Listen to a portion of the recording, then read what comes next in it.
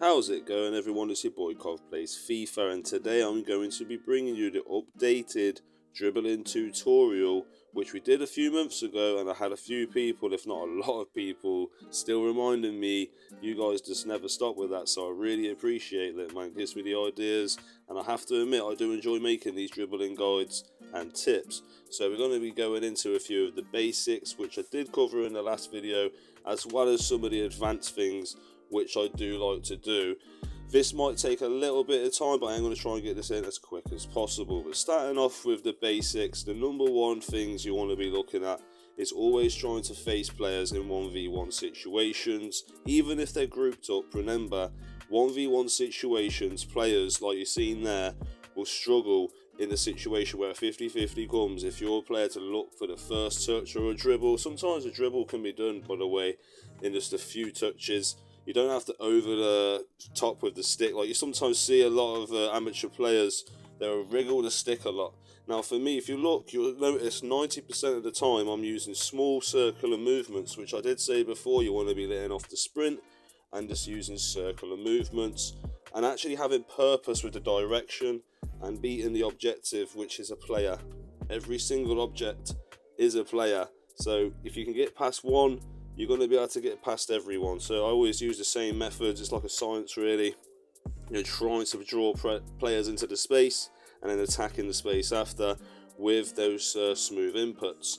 And now with the skill games, you want to be using this moderate skill game, which is the practice scenarios. It's a very, very good one. It's very easy to get used to. It's like 3 defenders versus you and an attacker. I never usually pass in this aspect, but I do find this is one of the best ones to actually practice with the LB and the right bumper, which I would admit the LB is a lot more effective for the 1v1 because you can use that to quickly tap face up, which if you remember the old FIFAs, the crab crawling, basically LB allows you to do face up, while the agile is really good for a side situation. So if you're a winger trying to beat someone the size, like you see there, I used the agile just to sway across. You see the way my feet were, you might have to watch that back. It helps so much.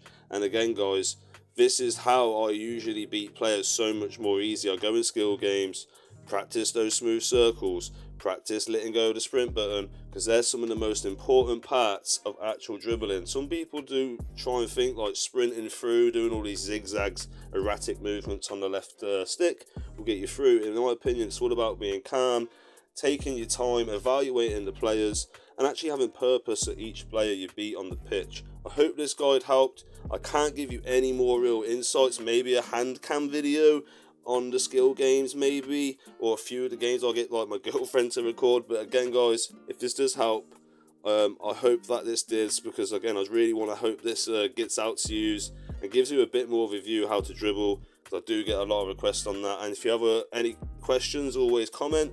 And I do have my Instagram in the page. If you go to the link in the bio on my page, you'll be able to message me and I'll try and give you some more insight. Take it easy, guys, as always, and I hope this helps.